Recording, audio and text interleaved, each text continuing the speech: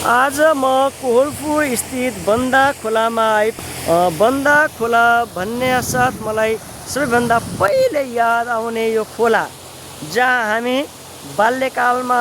एकदमै पौडी खेल्नको लागि आउने गर्थ्यौँ भने र परतिर गएर हामी यो बयरघारीतिर बयर टिपेर गोजीभरि